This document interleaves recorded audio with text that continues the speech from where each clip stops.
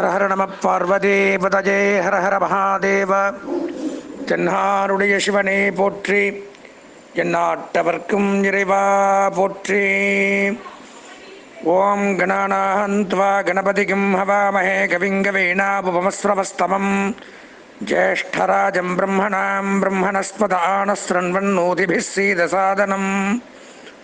ஓம் ஏகதந்தாய வித்மஹே வக்ரதுண்டாய தீமஹி தன்னோ தந்திः பிரச்சோதயாத்.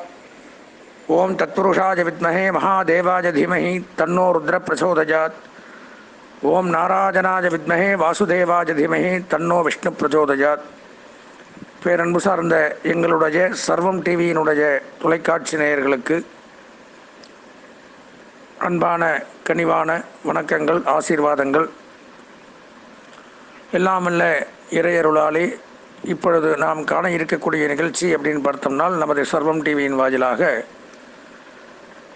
தமிழ் மாத ராசி பலன்கள் அப்படிங்கிற அடிப்படையில் 2020ஆம் ஆண்டு மங்களகரமான சார்வரி வருடம் ஐப்பசி மாதத்தில் வரக்கூடிய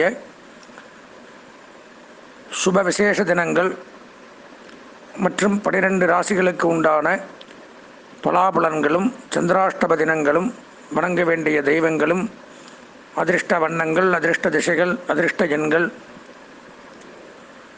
இது போன்ற பல விஷயங்கள் எல்லாம் நாம் இப்போது பார்க்க இருக்கோம்.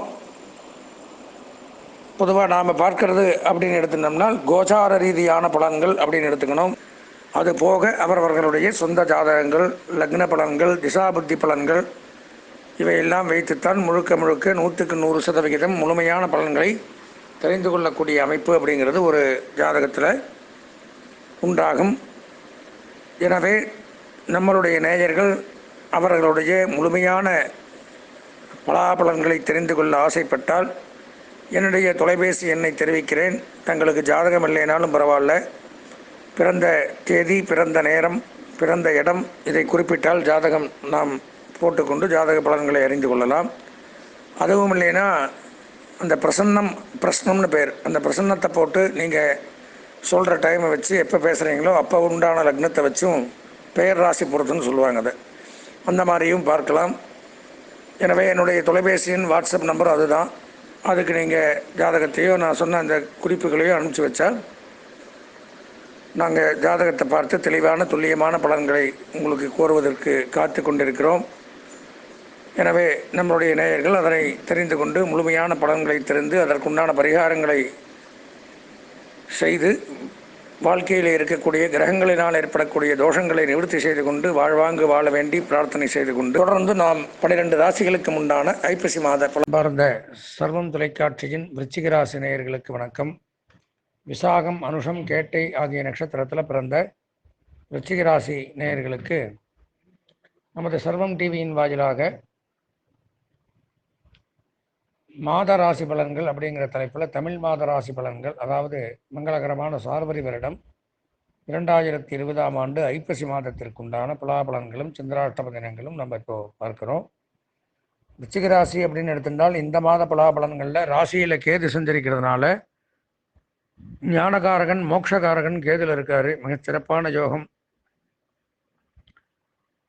இறை ஆசீர்வாதம், கடவுளுடைய அனுகிரகம் பரிபூர்ணமாக கிடைக்கக்கூடிய ஒரு மாதம் அப்படின்னு சொல்லலாம். பூஜை, தபம், யோகம், யாகம் இதெல்லாம் பண்ணக்கூடிய அமைப்பு, ஜோதிடம் இதெல்லாம் பார்க்கக்கூடியது, கற்கக்கூடியது, வாக்பலிதம் நீங்கள் சொல்கிறது சொன்னபடி நடக்கக்கூடிய அமைப்பு, பரிகார பூஜைகள் செய்து கொண்டு நம்மளுடைய தோஷங்களை எல்லாம் நிவர்த்தி பண்ணக்கூடிய அமைப்பு, இதெல்லாம் இந்த மாதத்தில் நடக்கக்கூடிய அமைப்புகள் உண்டாகும். நம்ம மேலே இருந்து வந்த கோர்ட் கேஸ், வம்பு வழக்குகள், பிரச்சனைகள் நமக்கு சாதகமாக இருக்கும். உடல் நலத்தில் சற்று கவனம் தேவையான ஒரு மாதம். மருத்துவ செலவுகள் வரலாம். நரம்பு சம்பந்தமான பிரச்சனைகள் வரக்கூடிய வாய்ப்புகள் உண்டு. ராசிக்கு 12ஆம் இடத்துல சூரியன் சஞ்சரிக்கிறது அவ்வளவு நல்லதல்ல. விரயஸ்தானத்தில் சூரியன் இருக்கும் பொழுது தகப்பனாருக்கு உடல்நலக்கேடு, மருத்துவ செலவுகள் இதெல்லாம் உண்டாகும். தகப்பனார் சொத்துக்கள் விரயங்கள் ஏற்படும்.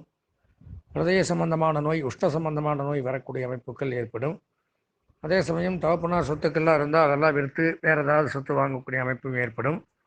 அரசுத்துறை, அரசு பணியாளர்கள், அரசியல்வாதிகளுக்கு இந்த மாதத்தில் கொஞ்சம் சற்று அதிக அளவில் கடுமையாக உழைக்க வேண்டிய ஒரு சூழ்நிலை, இல்லாட்டி மேலதிகாரிகள்கிட்ட தேவையில்லாத டோஸ் வாங்கக்கூடிய அமைப்புகள் இதெல்லாம் உண்டாகும். கொஞ்சம் எச்சரிக்கையாக எதிரையும் நிதானமாக 1க்கு 10 தடவை யோசித்து வேலை செய்யக்கூடிய அமைப்பு அப்படின்னு வச்சுக்கலாம். ராசிக்கு 2ஆம் இடம் குடும்பம், வாக்கு, தனஸ்தானம். குடும்பஸ்தானத்திலேயே குரு பகவான் ஆட்சி பலம் பெற்று விளங்குகிறார். அதனால் மிகச் சிறப்பான யோகம். குடும்ப ஒற்றுமை மேலோங்கும். குடும்ப உறுப்பினர்கள் மூலமாக நன்மை. குடும்பத்தில் இருக்கிறவங்க மூலமாக செல்வ செழிப்புகள் ஏற்படும். பொருளாதார வளர்ச்சி அடையும். அதனால் திருமண பேச்சுக்கள் கைகூடும். தடைப்பட்ட திருமணங்கள் நடக்கும். நாம் விரும்பிய வரனையே திருமணம் செய்து கொள்ளக்கூடிய ஒரு பாக்கியம், காதல் இதெல்லாம் ஜெயிக்கக்கூடிய அமைப்புகள் ஏற்படும். வீட்டிற்கு தேவையான பொன் பொருள், ஆடை, ஆபரணங்கள், வஸ்திரங்கள் இதெல்லாம் வாங்கி மகிழக்கூடிய அமைப்புகள்லாம் இந்த மாதத்தில் ஏற்படும். 2ஆம் இடத்திலே வாக்கு அப்படிங்கிற இடத்துக்கு வாக்குக்கு அதிபதியாக விளங்கக்கூடிய சனி பகவான் விளங்குறதுனால உங்களுடைய பேச்சு எடுபடும். பேச்சாற்றல் துறையில் சிறந்து விளங்கலாம். ஜோதிடம் பார்க்குறதுல சிறந்து விளங்கலாம். சொற்பொழிவாளர்களுக்கு மிகச் சிறப்பான யோகம். வாகன யோகம், சகட யோகம், வாகன பழுதுகள்லாம் நீங்க பெறும். புதிய வாகனம் வாங்கக்கூடிய யோசனைகள் உண்டாகும். அதற்குண்டான அமைப்புகளும் ஏற்படும். ராசிக்கு 11ஆம் இடம் அப்படின்னு சொல்லக்கூடிய இடத்துல பார்த்தோம்னா புதன் சுக்கிரன் லாபஸ்தானத்தில், புதன் வீட்டில் புதன் ஆட்சி. அப்போது ஏதோ ஒரு வகையில் வருமானங்கள் வந்துட்டே இருக்கும். அதிர்ஷ்டங்கள் உண்டாகும், யோகங்கள் உண்டாகும், பொருளாதார வளர்ச்சி மேம்படும், தன விருத்தி ஏற்படும், கடன் நிவர்த்தியாகும். பிறருக்கு கடன் கொடுக்குற அளவு உங்களுடைய வருவாய் அதிகரிக்கும். பழைய கடன்கள் எல்லாம் நிவர்த்தியாகும். படிப்படியாக உங்களுக்கு இருந்து வந்த கஷ்ட நஷ்டங்கள் எல்லாம் விலகக்கூடிய ஒரு அமைப்பு அப்படிங்கிறது இந்த மாதத்தில் ஏற்படும். புதன் வீட்டில் ஆட்சி பலம் பெற்று விளங்குறதுனால கல்வி படிக்கக்கூடிய மாணவர்களுக்கு சிறப்பான கல்வி முன்னேற்றம். கல்வித்துறையில் இருக்கக்கூடிய ஊழியர்கள் அனைவருக்குமே யோகங்கள், அதிர்ஷ்டங்கள்லாம் ஏற்படும். அதுபோக கணிதம், வங்கி, ஆடிட்டிங், தனியார் துறை, ஐடி கம்பெனி, சுய தொழில், வியாபாரங்கள், சினிமா துறை, விளையாட்டுத்துறை, கேளிக்கைத்துறை இதில் எல்லாம் பணிபுரியக்கூடியவர்களுக்கும் பதவி உயர்வு, சம்பள உயர்வு, பாராட்டுக்கள், கௌரவம், மேலதிகாரிகளுடைய ஆசீர்வாதங்கள் இதெல்லாம் கிடைக்கக்கூடிய அமைப்பு அப்படின்னு இருக்குது. 11ஆம் இடம் லாபஸ்தானத்தில் சுக்கிரன் இருக்கிறதுனால நகை, ஆபரணங்கள், வஸ்திரங்கள் இதெல்லாம் வாங்கலாம். அந்த தொழில் பண்ணுறவங்களுக்கும் மிகச்சிறப்பான யோகங்கள் எல்லாம் அதிகரிக்கக்கூடிய அமைப்பு அப்படிங்கிறது உண்டு. ராசிக்கு 5ஆம் இடம் அப்படின்னு சொல்லக்கூடிய பூர்வ புண்ணியஸ்தானத்தில் ராசிநாதன் குருவனுடைய வீட்டில் குருமங்கல யோகத்தை பெற்று வக்ரகதியில் இருக்கிறதுனால வம்ச விருத்தி ஏற்படும். குழந்தை இல்லாத தம்பதிகளுக்கு குழந்தை பாக்கியம் ஏற்படும். பூர்வீக சொத்துக்கள் லாபம். பூமி வாங்கலாம், மனை வாங்கலாம், வீடு வாங்கலாம், வீடு கட்டலாம், கட்டிய வீட்டை வாங்கலாம், கட்டிய வீட்டை புதுப்பிக்கலாம், பழைய வீட்டை. இந்த மாதிரி யோகங்கள்லாம் ஏற்படும். வீடு கட்டக்கூடிய தொழில் பண்ணுறவங்களுக்கு யோகங்கள் அதிகரிக்கக்கூடிய அமைப்புகள் உண்டாகும். புதிய ஒப்பந்தங்கள் எல்லாம் கையெழுத்தாகும். விவசாயிகளுக்கு நன்மை, ரியல் எஸ்டேட் தொழில் பண்ணுறவங்களுக்கு நன்மை உண்டாகும். அதுபோக மருத்துவம் பயிலக்கூடிய மாணவர்களுக்கு நன்மை உண்டாகும். மருத்துவத்துறை, காவல்துறை, மின்சாரத்துறை, ரயில்வே துறையில் பணிபுரியக்கூடிய அனைத்து ஊழியர்களுக்கும் சிறப்பான முன்னேற்றம், சம்பள உயர்வு, பணி உயர்வு, பாராட்டுக்கள் கிடைக்கக்கூடிய அமைப்புகள் ஏற்படுது. ராசிக்கு 7ஆம் இடத்துல ராகு சஞ்சரிக்கிறதுனால சுக்கிரனுடைய வீட்டில் மனைவியினுடைய உடல்நலக் கோளாறுகள் ஏற்படும். மனைவி சம்பந்தமான ஆண் ஜாதகம் ரிச்சிக ராசியாக இருந்தால் மனைவியினுடைய உடல்நலக்கேடு, அதாவது பூச்சி சம்பந்தமான வியாதிகள், சொறி, சரங்கு, கட்டி, விஷக்கடி, பூச்சி அந்த மாதிரி அமைப்புகள்லாம் ஏற்படும். தோல் நோய் ஏற்படும். நரம்பு சம்பந்தமான பிரச்சனைகள் ஏற்படும். கண்ணாடி போடுறது, தலை சுற்றல், வாந்தி, மயக்கம், இந்த மாதிரி ப்ரெஷர் அந்த மாதிரிலாம் ஏற்படும். வெளிநாடு யோகங்கள் நன்மையை தரும். வெளிநாடு போகக்கூடிய அமைப்பும் நன்மையை தரும். சில பேருக்கு வெளிநாட்டு செய்திகளும் நன்மையை தரும். பலவிதமான யோகங்கள் விருச்சிக ராசிக்கு இந்த மாதத்தில் ஏற்படுது. இந்த மாதம் விருச்சிக ராசின்னு எடுத்திருந்தால் ஒரு 90% நன்மைகளை பெறக்கூடிய அமைப்பு இருக்குது. கல்வி பயிலக்கூடிய மாணவர்களுக்கு 100% நன்மைகள். கலைத்துறை, அரசியல்வாதிகள், பெண்கள் இவர்களுக்கு 95% நன்மைகள்.